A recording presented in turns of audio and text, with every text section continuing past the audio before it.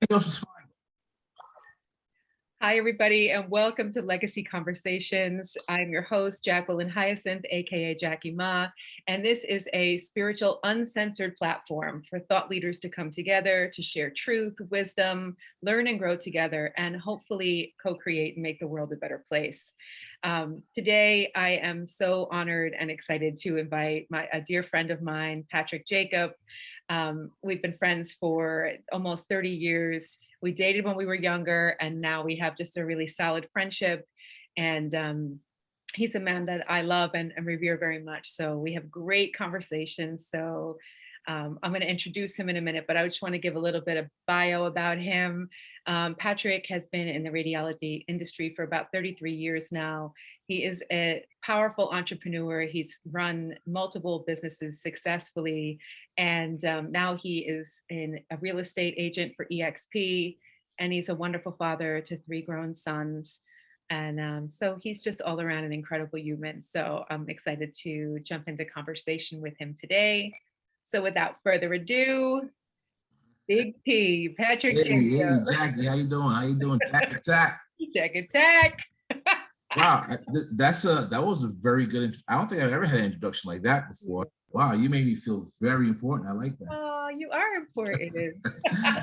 Thank you so much. Thank you so much. Yes, glad to be here. Thank you for having me, and I would like to discuss about the legacy of and part of your celebration, be part of your entrepreneurship, be part of your platform. I like that. And here I am. But that was a great introduction though, yeah.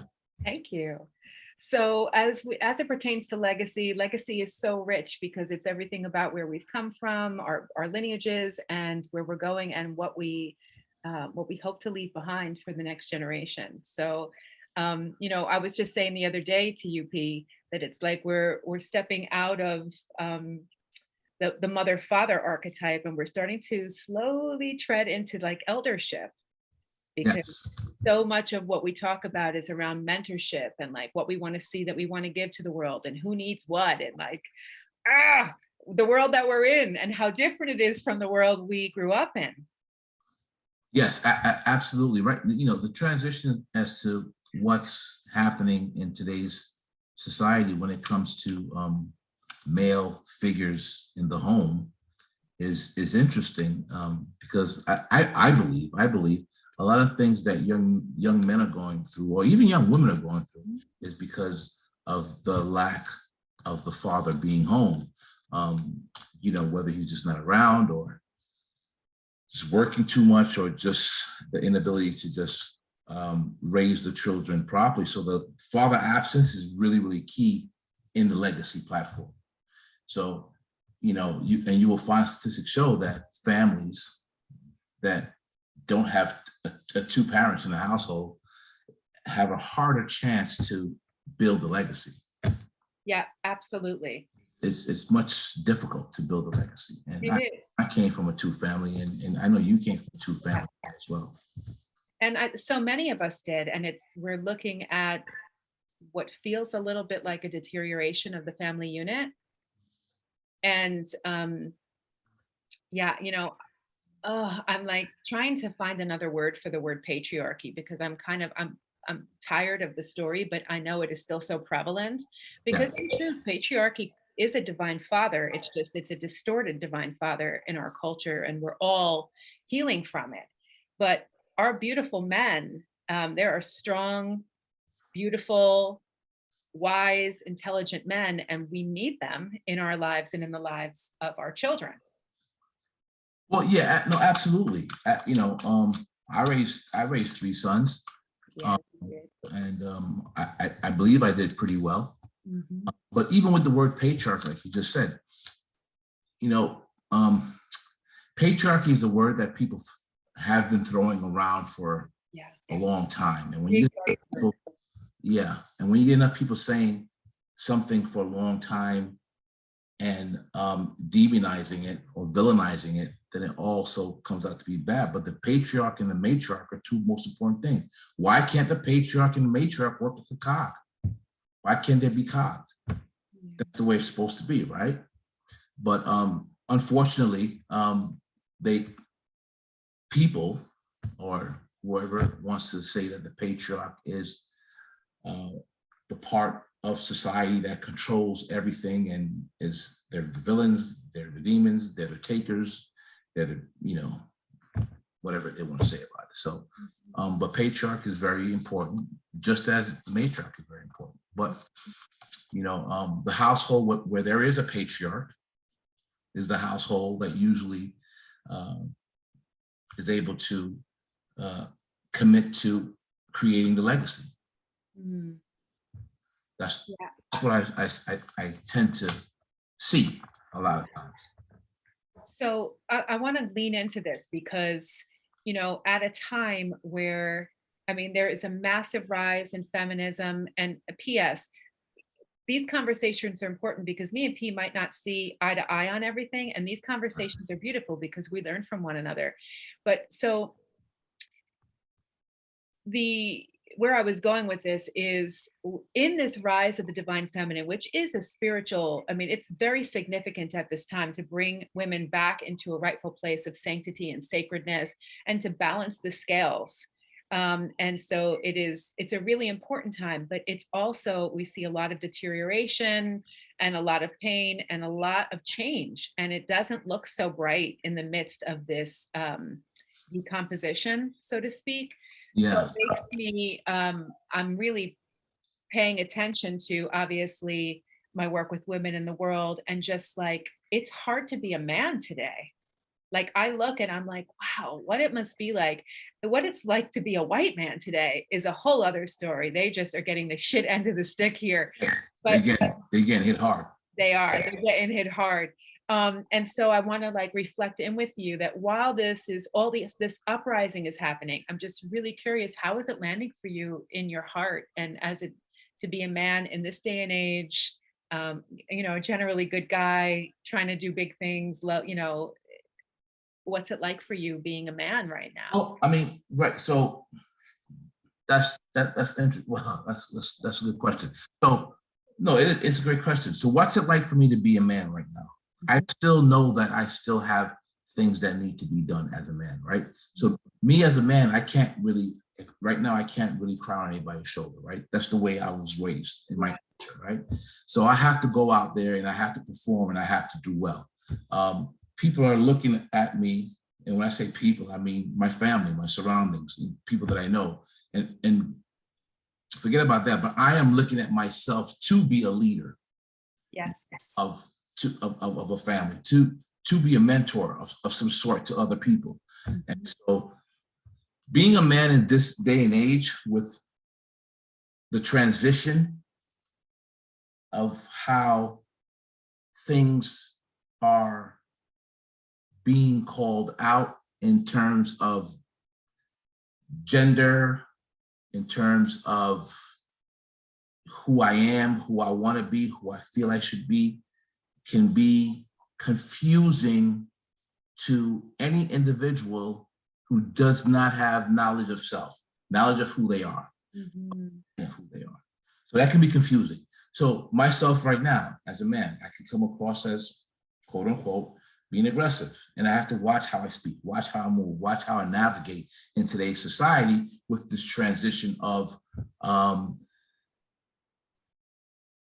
women and men becoming something different, trading places, so to speak. You have to watch that. So it's tough, but I'm also older. I'm also from a different generation. And I also have a little bit more wisdom. And all I can do is teach the younger generation on how things used to be, how things can be, and how they should navigate today's society. So for me, being a man in today's society, I'm gonna always draw the line in the sand that I am who I am. That's all that I am. And that's the way I'm gonna live my life. I'm gonna live my life as a strong individual. I'm gonna live my life as a confident individual. I'm gonna live my life as a progressive individual. I'm always moving forward, never looking backwards, it takes a lot of courage. I mean, it's crazy that it takes courage to even speak the truth today, because the whole world is lying and is in such delusion. So to be able to share your heart or speak openly, I mean, like we're being asked to monitor our speech, to change everything about ourselves to fit in and virtue signal in a society, um, which is so disingenuous, right? Because you and I mean, we're old school, even our language, the things that we, Yes. the way we flow and talk. It's as soon as we get together, I don't know, it feels like a 90s party, but um, Yeah.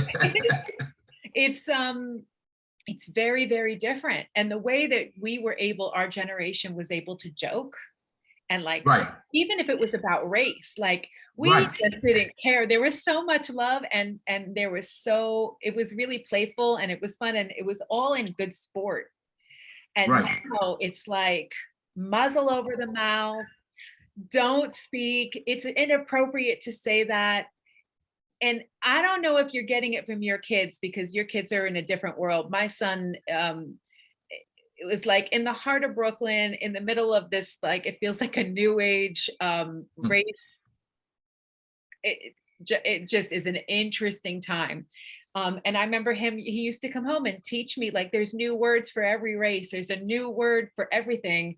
And then it's almost like I would be silenced from using what was the language. Like this isn't the new cool word anymore. Like this is an appropriate word. And I'm always like, who is deciding? Who's deciding the words? And I know now, I've done the research. Now it is like a millennial white kid somewhere that is, setting precedent, backed by a lot of other beings. But anyway, we're trying to like be who we are in a culture that is no different, because it's always been trying to crush the human spirit, like enslave, take you away from the truth of who you are. So it's not a new game. It's just the rules are changing slightly. Exactly. And so we have to look at like, oh, Well, look, this is new for me. So I don't know how, like, even now you notice me just trying to pick and choose my words properly because I don't want you to get shut down before you build up. I know. I can, Totally get it. Yeah. I can really dive deep Mhm. into this and be truthful and honest with your audience. And but I don't want to come off as being part of the patriarchy. Yeah. See, I know. So there's Come off always as a being part of- silence, a censor inside of us. Absolutely. And today I was So, like, I just want to bring uncensored Jackie. no filter. No filter, and Let's with go. love and respect and care for others. Like it's not like everybody can do their thing, but I want to call it out, like that it's wrong and it doesn't sit well with me, and that's okay. It might sit well for somebody else, but like it's crazy town.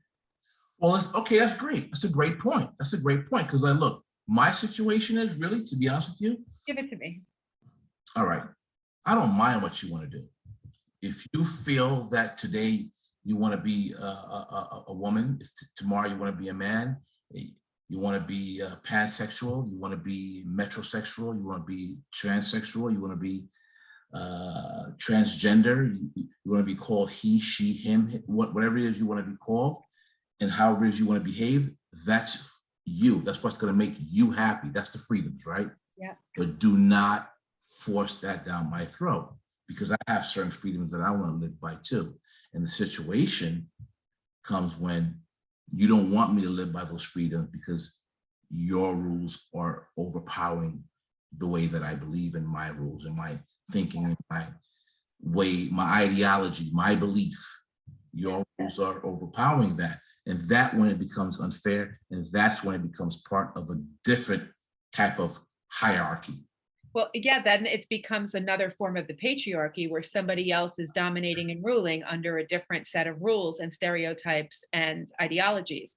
Exactly. And we know that that is not generally the people that are living that lifestyle. They just want to live in peace. It's normally the activists that are fueling and feeding, and the corporate agenda. Everybody that makes money and profits from those people is sort of what's setting the precedent for us to be all silenced all at the same time. And this is the way it is. And now science is on board. And now the news is on board. I mean, Oof.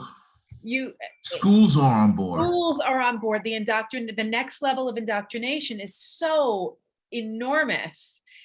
So we're really having to navigate. It is incredible to be alive at this time. And I'm finding it to be a sense of divide and conquering. Like they're always trying to separate someone from something else or another. They're always trying to make people different and other people different, and other people arguing with each other, so on and so forth. Yeah. But realistically speaking, I think I must have mentioned this to you before. If you take a man and a woman, a child, they have a child together, they're on an island alone, without no government interaction, without no one telling them what to do, how to do it, so on and so forth. Yeah. Each individual species would do their thing and they would live in harmony, without a doubt. The man will go out there instinctively and go and kill the buffalo and the wildebeest. The woman would understand that he would have to go out for 3 days, 4 days into the cold, into the wild, and drag that animal back to the family. Once he drives the animal back, she will be there to comfort the family as the matriarch of the family, because she was there protecting the family while he was gone anyway. Yeah. Correct? So women, it would automatically take their place, take their position. Men would automatically take his place, take his position, and things would run smoothly. When you start having other people interact into your business, it breaks it down. Yep, it does break it down. It separates it. And that's what I believe is happening now. It's happening now with the news. It's happening now with, all right, let's go back for a second. Being a man right now, what's like being a black man? Black men, just for their own safety, that try to change their gender or change the way they feel, speak, act, and think for their safety, just to fit in. That's a change. Now, are they really doing it for the right reasons? Who knows? I don't know. But I'm seeing that. The news is talking about it. So it's another agenda being pushed. You know that. Yeah. Yeah. CRT, you know. Lots of agendas. Oh my, lots of agendas. I mean, did your kids, I forget, your kids went to public school, right? Or did they go to private? My kid went to Catholic school for the first 8 years. Okay. Yeah, mine went to public school. And now, I mean, with all respect, I know that it's, you need to be able to financially be set up in order to get your kids into private schools. But I mean, I would never be able to send my kids to public school in this day and age, knowing what I know now. Not that it was actually significantly different before, but now I'm more awake to what's happening. So now in good faith, I couldn't swallow what is, being precipitated through the masses to just infuse these young souls with delusion from a very young age.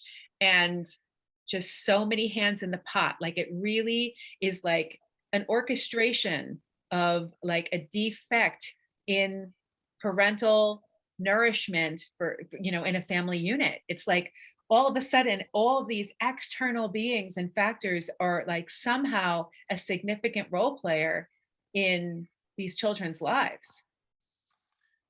Well, yeah. So, I mean, all right.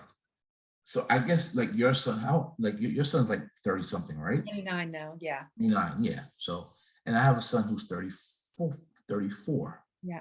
And so they grew up in a certain period of time. I believe that my 21-year-old is in the cusp of that era where things can change, where the mindset can change and so on and so forth. And I was able to, and he was able to understand, and I was able to navigate it where his truths were his to hold and to keep. Like right now in schools, schools are actually attempting to remove the parents from a child's education. Remove it. Yeah. But they don't want the mother or the father to have any interaction with the child in terms of the teachings that are going on, the going-ons in the school. So what does that mean? That's 8 hours out of a day that your child is being, I don't want to use brainwash, indoctrinated. You can use it. or brainwashed. Yeah. Indoctrinated with some sort of belief. By the time they come home from school, it's dinner time. You sleep 8 hours and you're back onto the next routine. The school has more of your child than you do at times. Yep, completely. And the world is almost set up that way, because even if parents don't want it to be that way, oftentimes parents have to work, both parents have to work in the house now to even maintain, right? So it's, I mean, I could get out a violin because it's actually a pretty pathetic, sad story, but it is a real story for those parents. And I know I was a single mom, right? And just I had to be in the hustle and so forth. But if I wasn't in that hustle, I would have been able to, I mean, now I'm a different woman, right? Then I could have never homeschooled. But now it's like, wow, like now that we know what we know, it's like you can't unknow. Like you can't unknow. Right. You can't be like, yeah, I don't see what's happening. We see it loud and clear. And it amazes me because in truth, I thought that as a parent, and I say this with respect because the level of indoctrination is so, so intense that even parents are so weakened by the masses. And obviously with, you know, what we just went through, I won't say it, over the past 3 years, that there is a complete giving over of sovereignty. I thought that parents would rally, like while out with some of what is happening. Like, you know, if you mess with the kids, it is on. And that is actually not the case. a lot of parents are not fighting for their kids' benefits. Yeah, because they don't even know, they don't know, and also they're exhausted. Yeah. And I find out that happens mostly in the lower income. Yeah. You know, socioeconomic structure where parents have to work, parents are unaware, they've never been aware at all you know, to begin with, so on and so forth. I don't know if I'm going off on a tangent when I'm saying this. Go ahead, go. Let's just go. No, I don't know, because listen, socioeconomics have a great thing, has a great part of it. Yeah, absolutely. It has a great part about it as well. You have parents that, you know, that are better off in a socioeconomic ladder who take full understanding of their child's education and saying, well, wait a minute, you know, how is Bobby coming home asking me if he's a woman or if he's a girl or boy, you know, is it okay? You know, so they're asking those questions. Whereas in different homes, those questions are not being asked. Yeah. That's not a roundtable talk. Yeah. Those things are not even being spoken of. Yeah. It's very, and that's the point I'm trying to make. The point I'm trying to make is that, you know, I'm getting older, you're getting older, you're older much more longer than you are younger. So what generation is going to be taking care of me? Yeah. Isn't that what you need to know? Yeah. That's important. So the cycle continues. And will they? I mean, the generations are changing. Will they? They're Yes. changing Will so significantly. And I bet you our parents were worried, just like their grandparents, you know, their parents were worried. And now we're like, whoa, like, look at how it's going down. I mean, just work ethic alone, right? Because now that we have computers and now we have the internet, so everything is fast and hard in this generation. There's not really, and even for us now, like we're kind of like, we've done a lot of hard work. We'd like to make it easier. But the piece about laying the bricks and building the foundation is like, it's not really a thing. It's how fly you are on your social media determines your character. Yeah, we thought social media, like 1984. George Orwell, you know, we thought social media was a great thing, you know, coming in, so social media connected a lot of people. Yeah, it did. It connected a lot of people. and gave people false airs. You know what I'm saying? Yeah. You see somebody on social media, they're doing this, saying this, doing that, doing this, and meanwhile they're miserable. Yeah. And it's just I'm saying all this not at all to I understand the nuance. There is so much light and so much beauty and there's so much creative juice. I mean, people are doing incredible things with the internet. So it's big. We Yes. couldn't be here without it, right? But also we're looking at like, wow, also a degeneration of a lot of culture and just this affliction in the human spirit that I see of like fight and warring, as you said before about the division, and we're seeing the division with the race so clearly, and like in a way we've never seen it before. And it always gets summed up to Donald Trump, which homeboy had nothing to do with this, Nothing. except he showed up as one of the members to orchestrate this, whatever this is. Yeah. Donald Trump had nothing to do with anything. Yeah. As a matter of fact, they didn't want him there because he was too truthful. He wasn't a politician. Yeah. That was his only flaw, to be honest with you. He was not a politician. Politicians know how to speak. They know how to schmooze. They know how to shake everybody's hands. They know how to make you, they know how to say things that you like to hear. Yeah. That's what a politician does. Yeah. Donald Trump was a businessman. He was a great president. He ran this country like a businessman, correct? Again, this is my opinion. This is what I feel. Yeah, go. It's And all good. again, I may be. I mean, you brought up Trump. I was like, oh, snap, Trump. Wow, okay. No, I get it. Yeah. So This makes me, can I segue in? I just want to also be like, there was a time, first of all, I was never really red or blue because I'm walking a spiritual path and I'm really not so interested in these distorted structures. I want folks to be liberated, like really liberated from the soul, right? So I'm not a big fan of either side of things because I don't like it. It doesn't have to be two ways. There's another way. I'm still waiting for that exploration and how that can actually be brought through so that people can actually experience more freedom and not be played against each other like pawns in a battlefield. yeah, But I was always much closer to being Democrat or being blue because I was poor raising my son and we didn't have a lot of money. So it was like natural that I was sort of on the underdog team. That's what it seemed like at the time. right. And then just so much learning and maturing in this because it is ridiculous. I'm like embarrassed that I voted blue. And I will never, I mean, should say never, but I mean, I knew it was wrong for me to do it. And I did it against my own better judgment. And now I do, I have more alignment in the views of some of the conservative belief systems and some of the laws. I'm like, let's protect the kids. Like there's a lot of things that I'm like, wow, my eyes are seeing more. Absolutely. I want to say something. You said something like you say you grew up poor because you was a single mom, stuff like that. Yeah. I want to have to disagree with you for a second. Okay. Yes. Thank you. Thank you for that.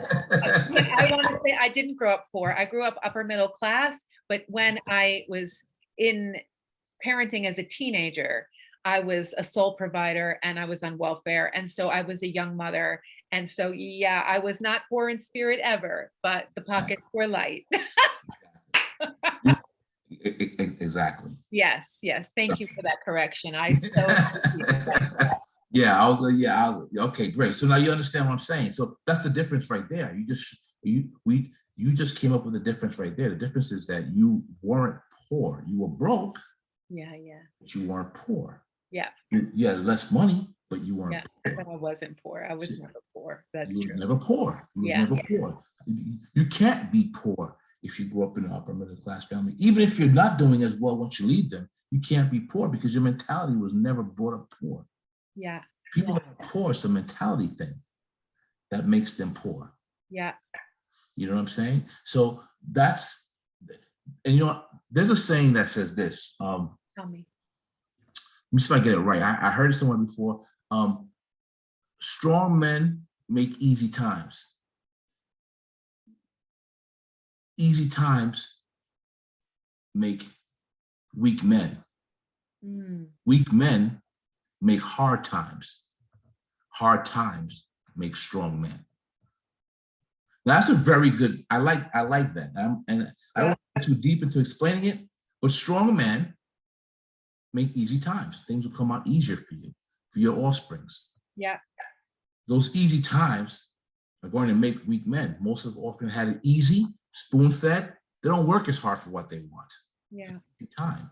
So those easy times are going to make weaker men. What's happening now? We become weaker. We're not strong enough. We don't go out and do the thing. Weak men make hard times. Yeah.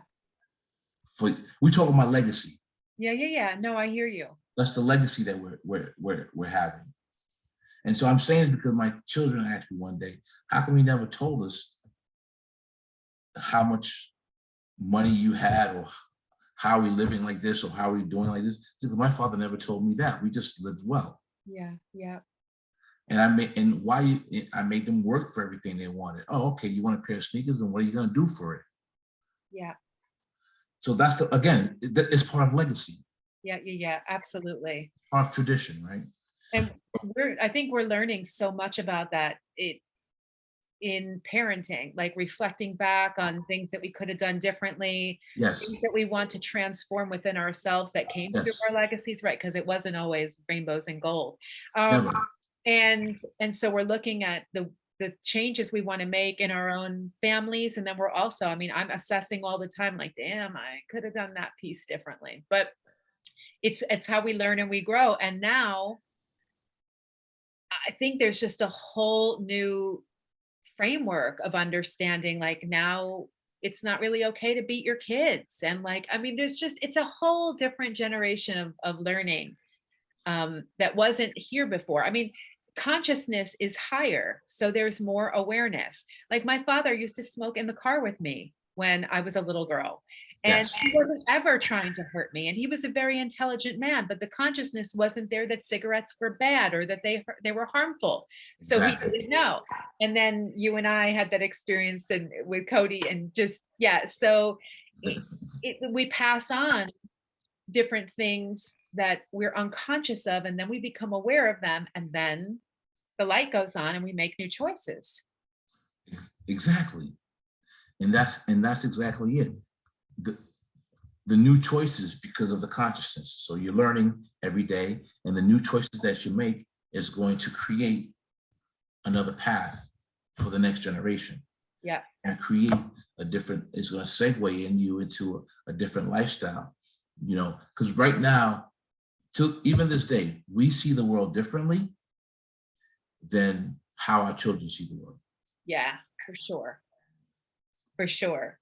They see the world like, Dad, you're doing this. This is not the way it is right now. This is, things are different right now. I even had to tell my dad the other day, oh, you're letting them go by themselves. They're only 21 years old. I'm like, listen, what worked for you in the 60s is not working for me, and what worked for me is not going to work for them.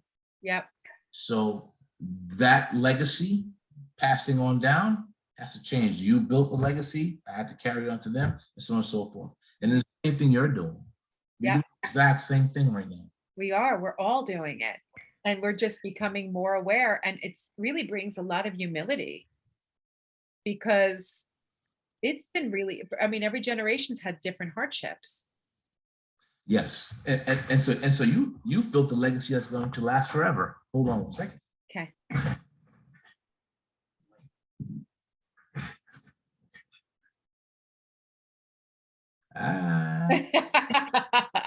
See that? Now you didn't know that was going to happen. I did not know that was going to happen.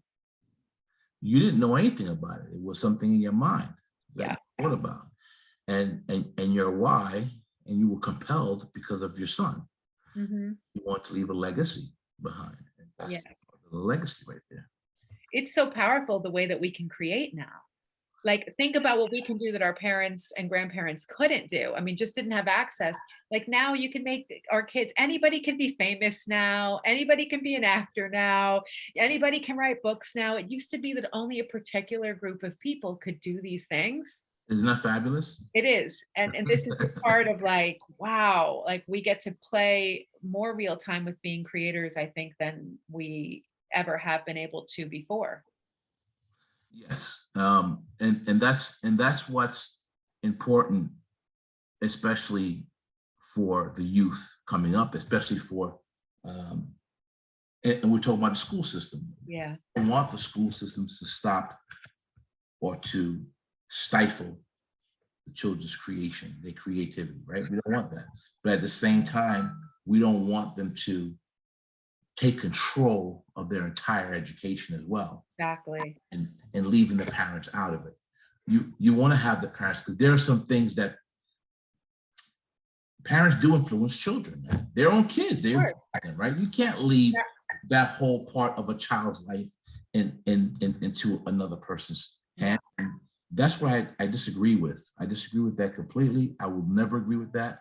I didn't agree with the critical race theory thing.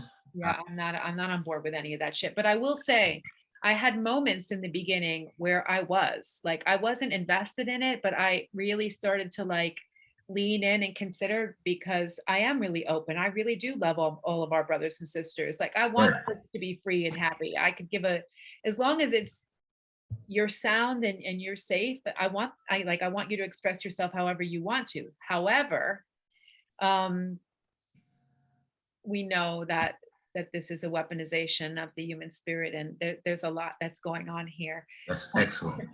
Yeah. You said that. However, Yeah. the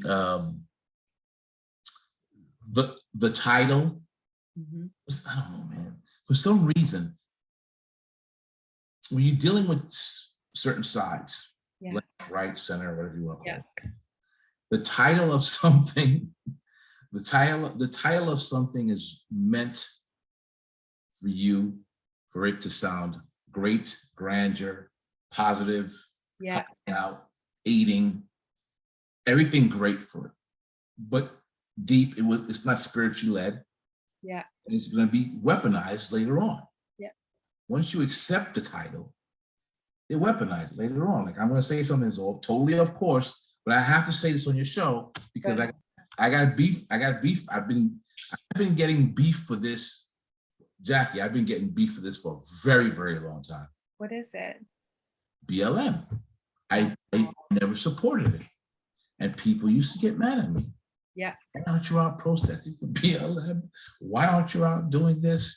You're a Black man. You're a positive Black man in society. You should be out doing that. I said, do you realize that BLM was a made-up thing? Yeah. Black Lives Matter was made up to make a person or group or community feel good about doing certain things and ruining that community. Yeah. BLM never helped a Black life at all till this day. Yeah. So what was the purpose of that? So go down the rabbit hole, if you may. Go down and dig deep. I don't want to say it on your show. Go down and dig deep into the rabbit hole. See who really profited from the BLM. See where everything went: looting, killings, robbings, all this stuff because of BLM. Yeah. And who profited from it? Who's the guy behind it? Who's the woman behind it who made millions of dollars? Look it up. I'm not going to make her famous on your show. Yeah. You know, but go down the rabbit hole and see what happens. And that's the reason why I didn't support it. Yeah. It was a form of weaponry. Yeah. I'm glad you brought this up, because I would love to segue, because I have some questions for you about race and social justice and things. Yeah, I'm just really curious about it. I really like to find out where people sit with some of this. Okay. So first I want to ask you is, are you a fan of reparations?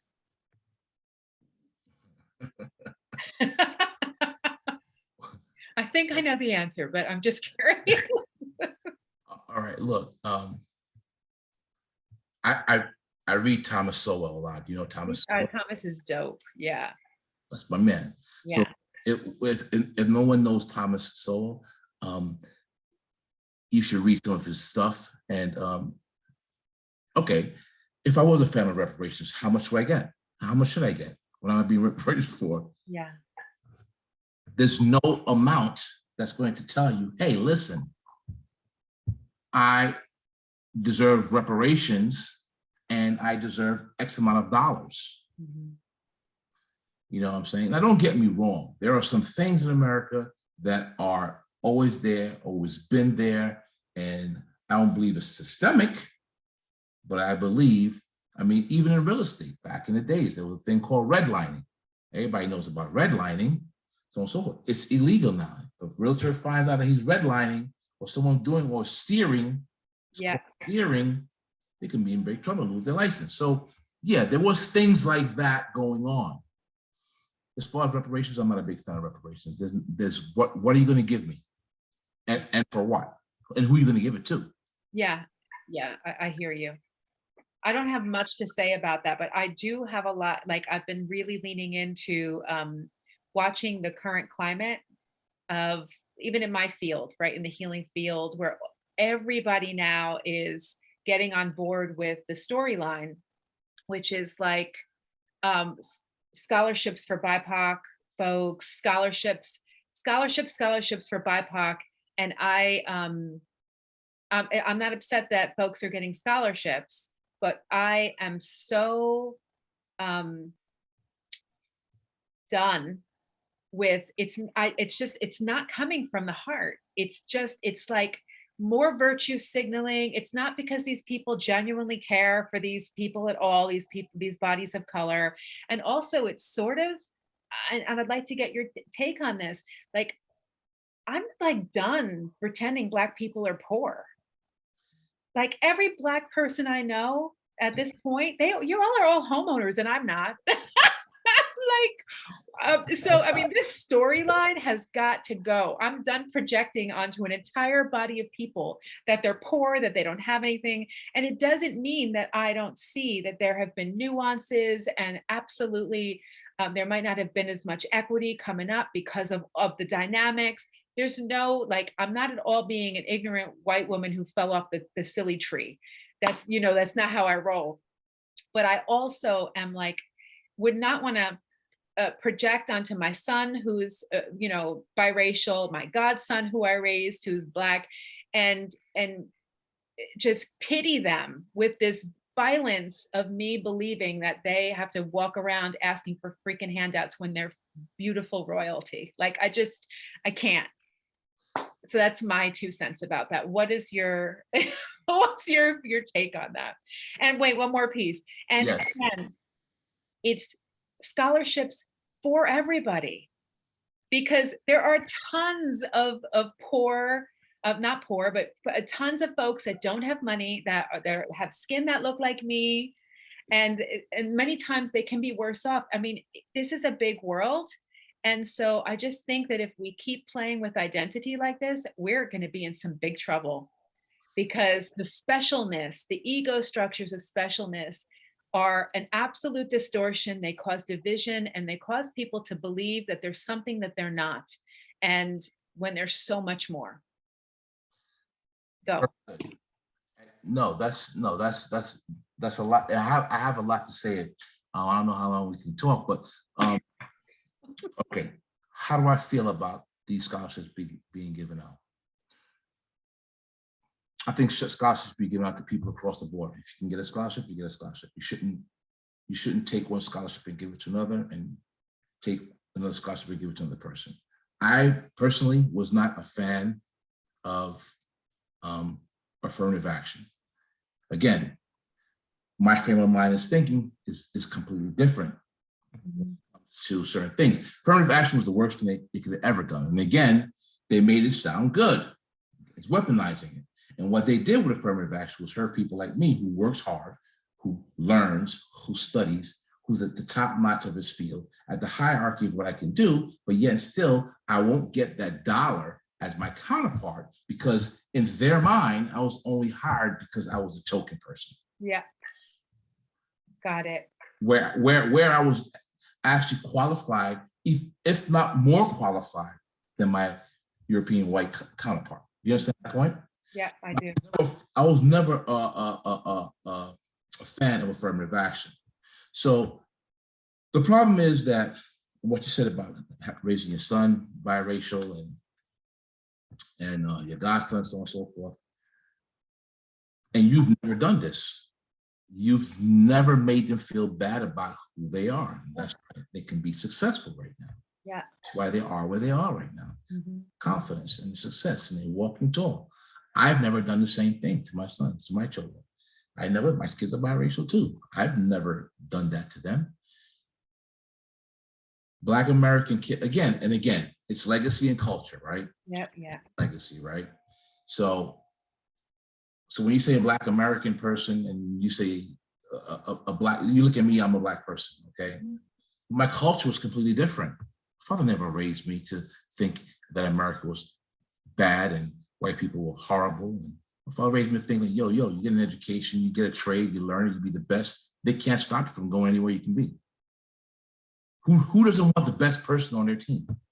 Everybody wants the best person on their team, correct? Yeah. So you strive to be the best. I told my kids the same thing.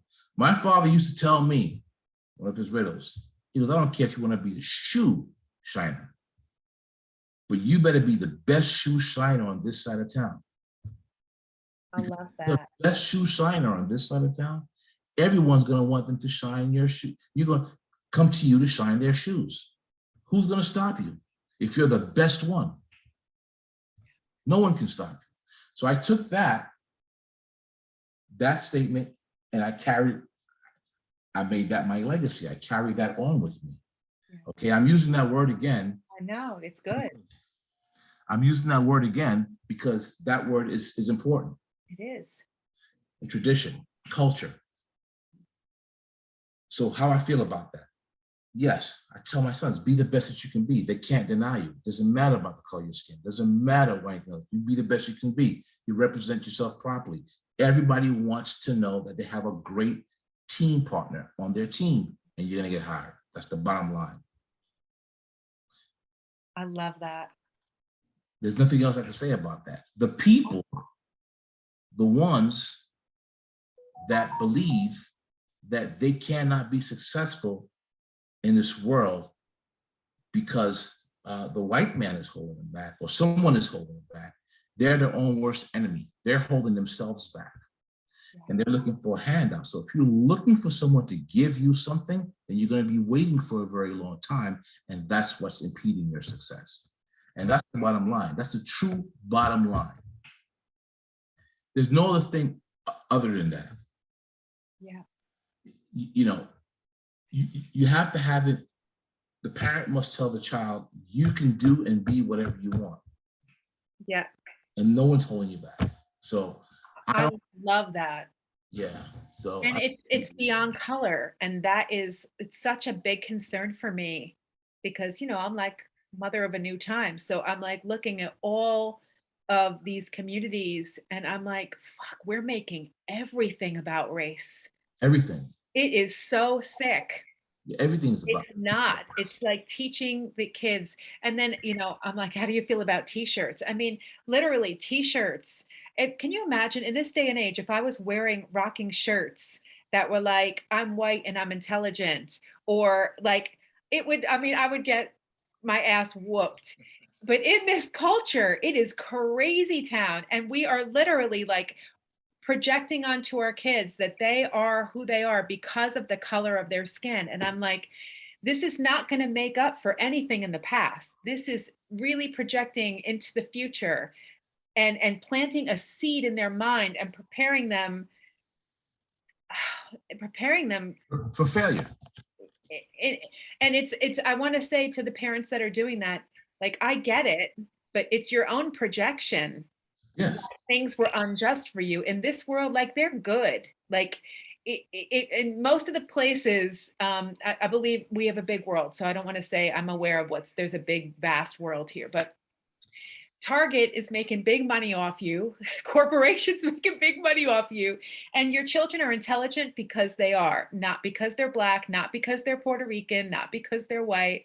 I'm like, the gall. Imagine if like I raised my son to be like, he was the most handsome, most everything because he was Puerto Rican.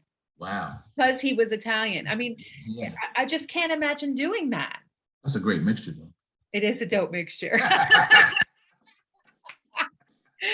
It is. It is, but we all are. You know, we're all Yeah, children of yeah, innocence. We're all instruments of God. So I absolutely, mean, absolutely. that needs to be the primary message, right? That we're instruments of God.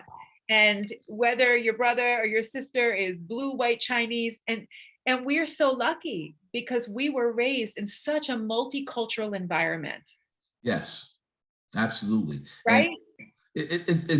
we are lucky. We are Yeah. lucky for that. Look, I gotta tell you. Tell me. So I grew up. I didn't know this, but I believe I grew up in the northeast portion of the Bronx. Yeah. And that time that area was there were a lot of Italians and Jews in that area. Yeah. And I went to Catholic school, and there was only a few Black people in the Catholic school and so forth. And I went to Catholic high school. There was a few Black people in Catholic high school. My parents were able to afford that. All right, so fine. So I never really encountered racism going to school.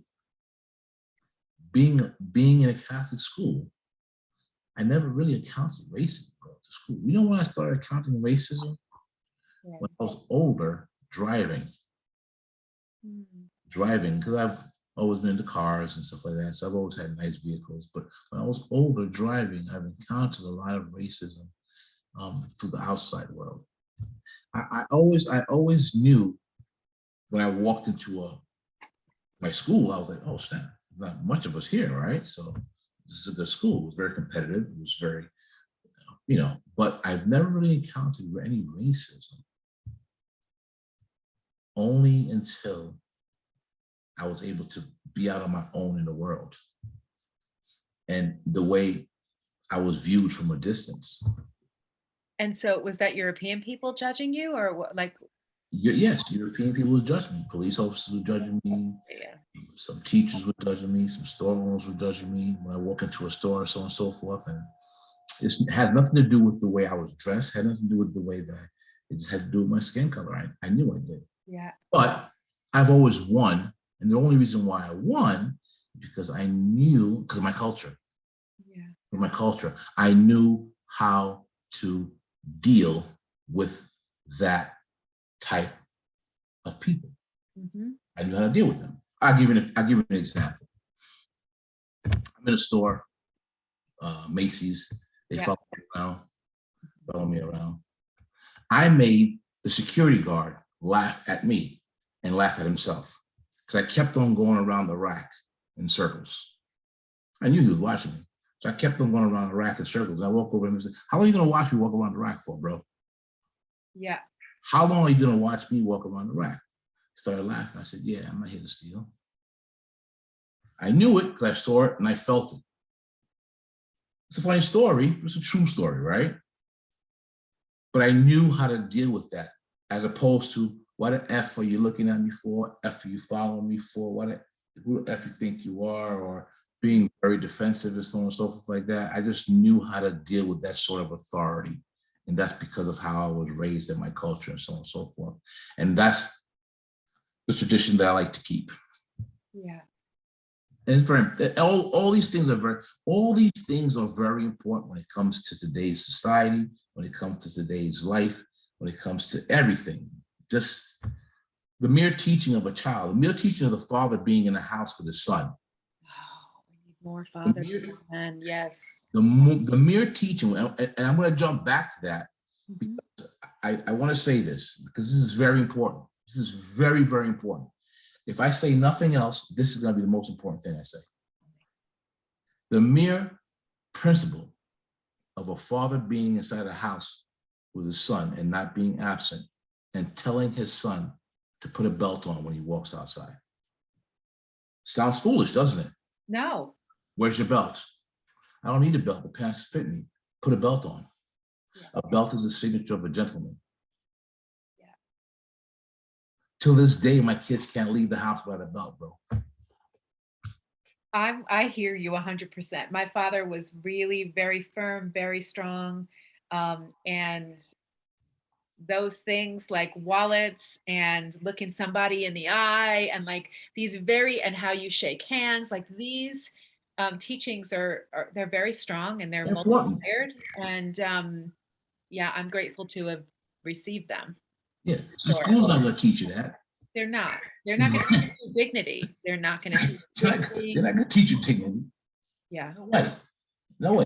So yeah, I know we're kind of like going back, but everything comes together. Yeah, Everything does come together. everything comes together. So that's what's important. So in the summation of this talk together, which we touched on a lot of nuanced topics, which we didn't go deep into any one of them, but we kind of, moved through, as far as legacy and what you want to see the youth, the next generations hold, and walk with. Is there anything that comes up for you that you're like, oh, that you would bless them with if you could? Yeah, if I was able to speak to a group of young men and young women, I would tell them, number one, to be conscientious. I would tell them, number two, Sees. these are different set of seeds. I don't have no. Look, these. Do you want me to tell? No, No, go ahead. I have the 5 C's. The 5 C's are very important. School us about the 5 C's. The 5 C's are very important. To be clear on what you want to do, to be concise on what it is you want to do.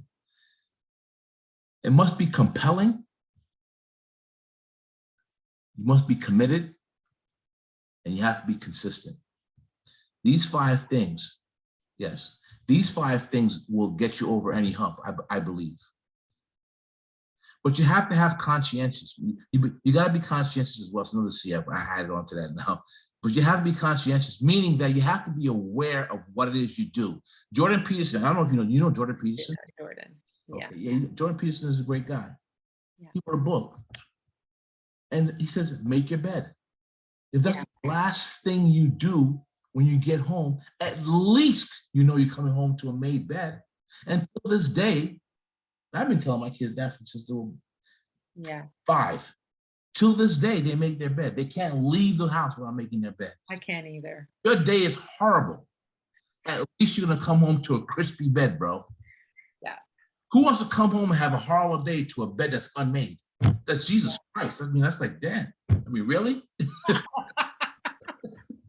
You know what I mean? I do know what you mean. So if I was to tell the young kids today, make your bed. Okay. Make your bed. Love that. Make that the first task you do in the morning. Give yourself purpose of getting up. Make your bed. Yeah. I don't know how that sounds. Does it sound That's perfect. It's a simple teaching. Yeah, it's a simple It's teaching. actually, it's a much more intricate teaching because of what is beyond it, right? But it's a simple teaching. Somebody would think it's like a fable. What a parable, that's it. Right. So it's like a simple thing, but it actually mentally establishes order. Perfect. It's order in the house. Yeah, no doubt. I get Well you. said, narrator. Thank you. It establishes order. Yeah, Yes, that's what it does. it does. It does. And the other thing I want to tell them is, Go ahead, tell him. when you lay in the bed at night, make sure you tuck your slippers way underneath your bed. Way underneath your bed. So when you have to get up in the morning and grab your slippers, you're already on your knees. Give thanks. I'm a big fan of that. Give thanks while you're down there on your knees. Yeah. Don't need to get up. Stay on your knees. 2 minutes. Give thanks for waking up. Give thanks for the day. Give thanks for the glory. Give thanks for the air in your lungs. Give thanks that you can continue your life. You can make a change. Give thanks that you're just around and you can make a difference. Stay on your knees for 2 minutes. I don't know if that helps. Amen. That's beautiful. Beautiful. Exactly. Yeah, I do that. Yeah, me too. I roll out of bed onto my knees. I don't do it with the slippers, but I go to the altar and I You go, and I handle the business. Yeah. Isn't that dope? Whatever way you want to do it. Yep. As long as you touch into that humility and that grace that exists. Right. because you're going to need to foster and nourish it through all the hard times that life serves us, that we're growing through, and to have that stellar point to lean into, it's big. Yeah. Absolutely. Absolutely. Oh, thank you so much, P. That was a beautiful, beautiful roundabout way.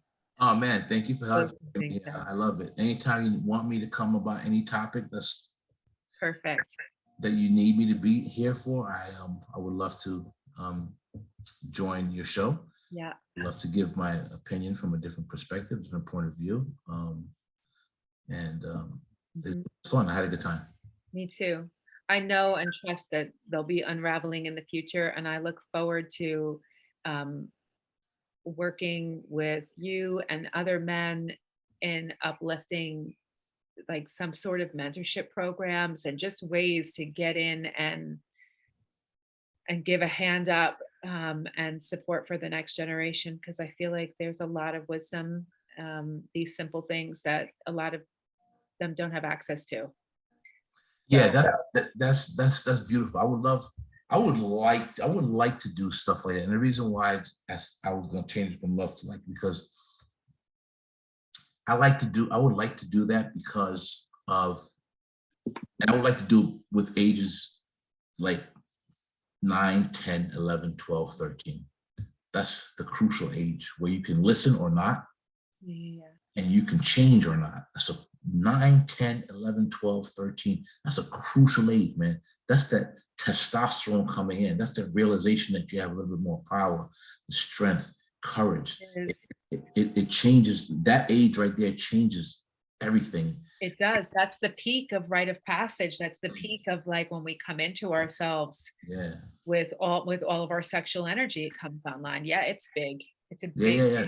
That's huge. And I know women go through that same type of thing. yes. Um, but men, if not geared, steered, and knowing how to control that energy, Same with women. Yes. Yeah, yeah. it can whew, Kill you. The monster can dangerous. become quite Yeah, it can be and vicious. It can be yeah, vicious. yeah, absolutely.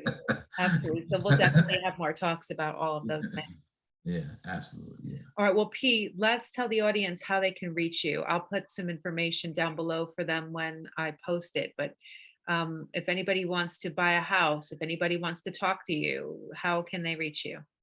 Well, that's great. So thank you. So right now, interest rates are fluctuating, things are changing in the housing market, so on and so forth. You may have wanted to buy a house previously and you can't right now because interest rates are going up. You may want to sell your house and no one's buying it because the interest rates are going up. So it's going to be a shift in the market right now. So if you have any investors who's looking to invest in properties, it's going to be a lot of distressed home, a lot of distressed buyers. We can do it to help. You can contact me at judepatrickjacob.exprealty.com.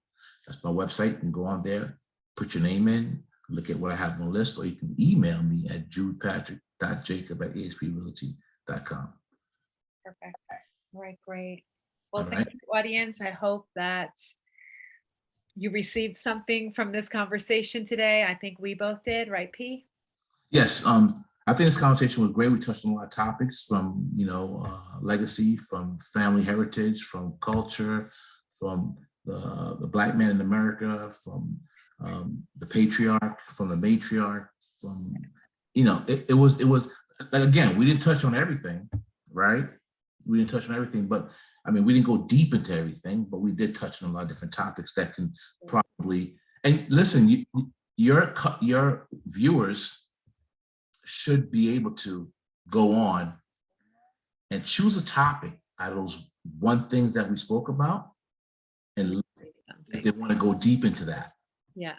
if they want to go deeper into it, let them say, hey, email me. Let me know if you want to go deeper into it. We go deeper into that and go into that rabbit hole. That rabbit hole could be, that rabbit hole could be vicious, bro. That's why that rabbit hole. Yeah, yeah, yeah. It's big. It's big. But it's eye opening, right? It is absolutely.